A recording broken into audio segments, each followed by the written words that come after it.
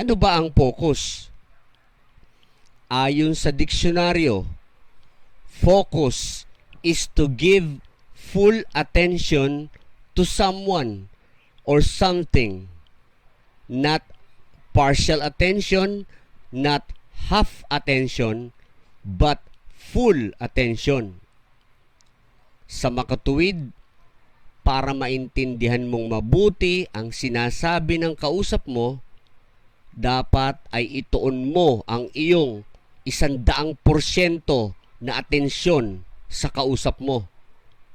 Dahil hindi mo maiintindihan at mauunawaan ang sinuman kung hindi ka nakafocus.